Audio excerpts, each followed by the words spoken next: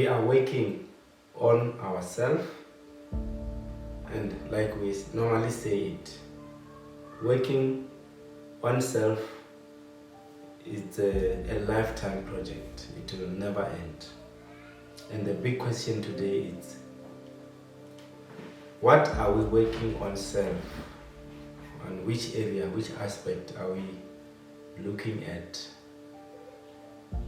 Yes, today we are gonna touch base on a very interesting subject, and the subject is on the issue of, artificial intelligence, and still link it a little bit with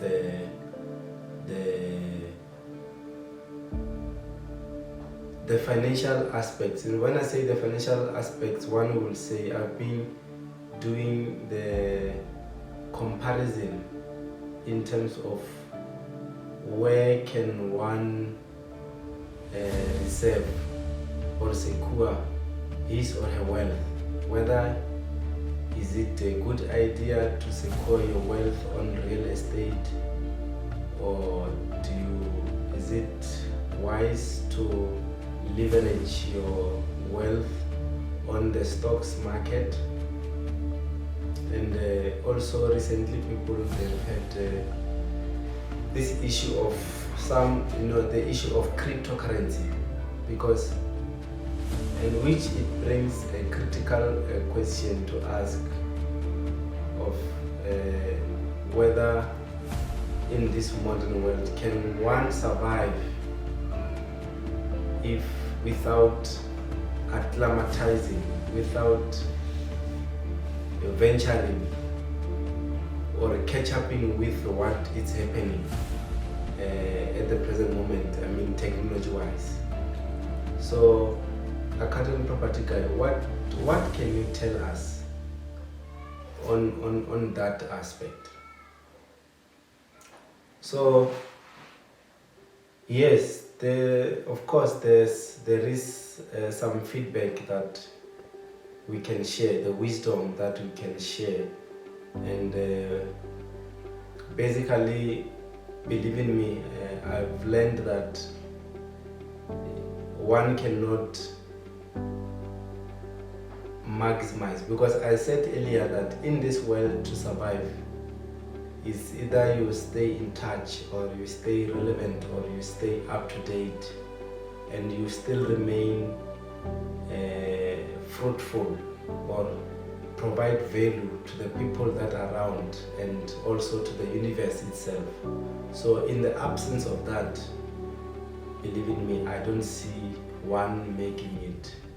I don't see one being able to make the mincemeat of being able to provide, being able to have shelter, being able to pass your legacy to your kids or the generations that is coming beyond you. So in a nutshell, our content property guy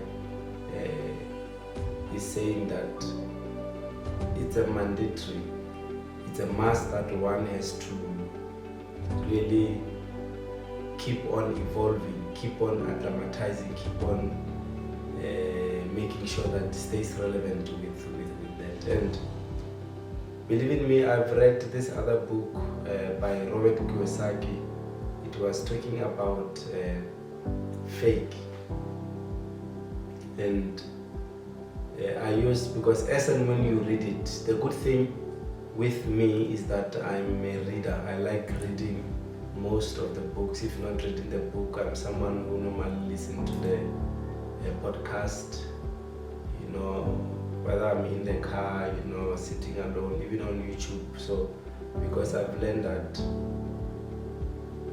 as I've said in one of my other podcasts, that you only attract things, you attract who you are, and you always see the things the way you are.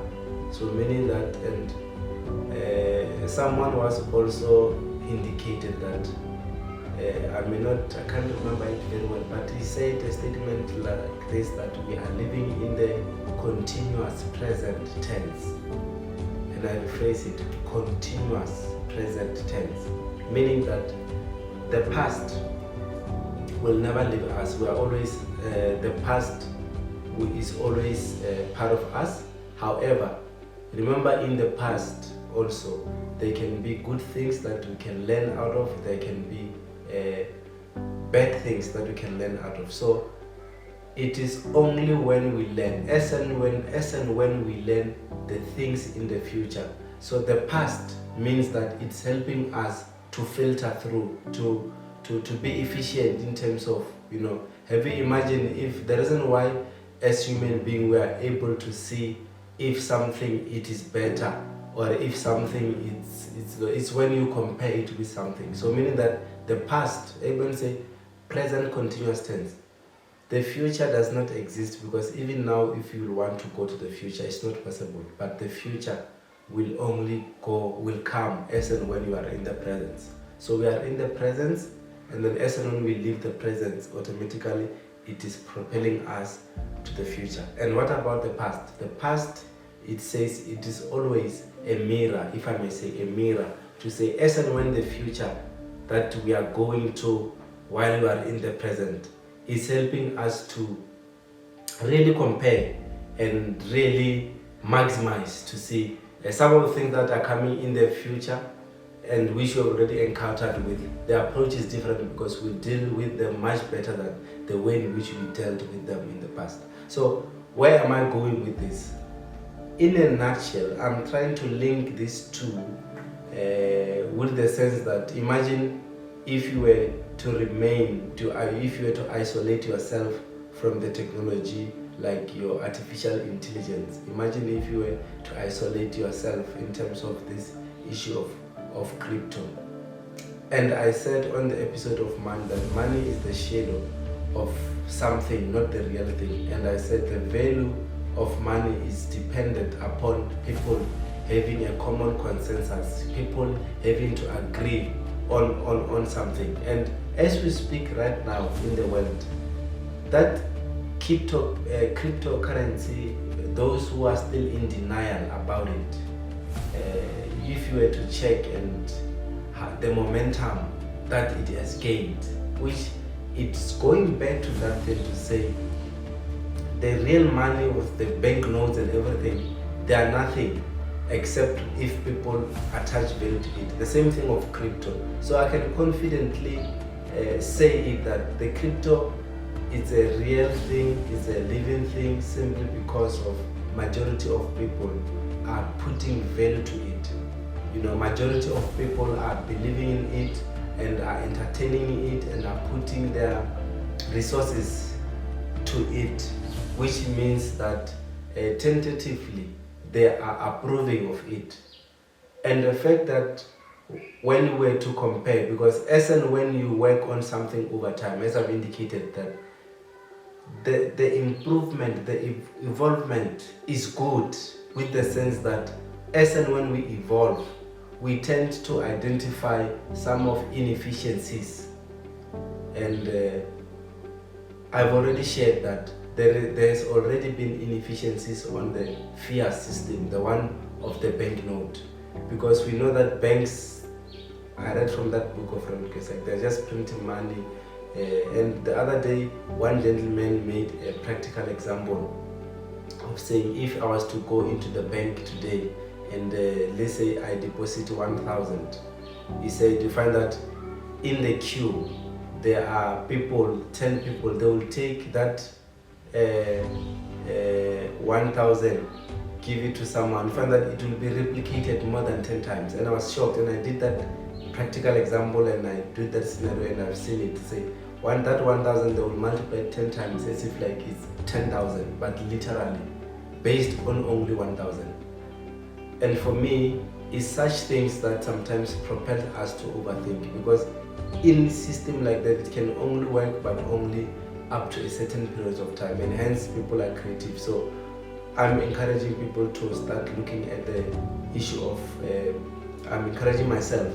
I never thought I would entertain the issue of cryptocurrency, but believe in me, I'm now, as an accounting property guy, as and when I work on myself, I've learned that if I was to be ignorant on that aspect, I might pay a hefty price at the end of the day. And remember, to buy that cryptocurrency, it's like now when you say you can only buy a piece, a portion, a fraction of it, because they say it's a blockchain of computers working around things. It's also another topic that one has to study into details. One has to study in terms of how it works. So that is that. And in terms of artificial intelligence also, because some people that are talking about, even including myself as an accountant property guy, I've been asking myself to say there is this thing called artificial intelligence. People are talking about how can I make it relevant to myself? How can I make use of it? And believe in me, there are only few occasions that I've just learned right now, and slowly I'm using it. Like nowadays, for example, if I was to write a proposal on something, can just summarize to say, if I'm using an iPhone, I would say, please can we have a proposal that talks about someone, and that thing is able to do that. And recently I've also just learned that upon us having in a meeting, we used to have someone to be a scribe and write and summarize, but I'm currently using that artificial intelligence as well to say, after the meeting, immediately when we say we are done, there is a draft minutes that normally comes out of that artificial intelligence. So it's a brilliant and an amazing thing that we ought to adapt to. Recently, another thing that I never thought I was going to talk about or one day entertain the issue of the stock market. And believe in me, that thing is so amazing and that thing is so real, because I never thought that it is, I know in the olden days, 3 years ago, people used to say they're doing a forex and stuff like that. And I used to say at that time, because maybe my mind I was not ready to open up to that. But over time, as when things evolve, honestly, I realized that sometimes it will be so naive of me not to give something a chance. And this is another plea that I'm pleading with myself, because I'm working on myself to say we should never ever be ignorant of anything. Sometimes certain things look silly, sometimes certain things may not make sense, but I'm teaching myself to say at least I must give it a chance, especially if something is sometimes they say it's trending. If it seems like it has been introduced and it's taking time, as if like it is there to stay, you cannot neglect it forever. On such matters, on such issues, I say on this podcast that let's learn not to be ignorant, even though sometimes certain things may not be fun, certain things may not be entertaining, certain things may not be those things that thrill us, but at least let's have an effort of doing the basics, a mere understanding, so that because like I said, growth sometimes comes as a result of doing things that takes you out of your comfort zone. So we ought to learn that, and it's a way of life and it's a way of growing. So in this podcast, Mr. Accountant Property Guy, what are you really saying? What is the summary? What is it, one or two things that we need to take home with? But the only key thing that I want us to take home is that let's all agree that we ought to evolve as the things evolve. We ought to upgrade ourselves, because there are better innovations that comes if we used to take an hour to do something.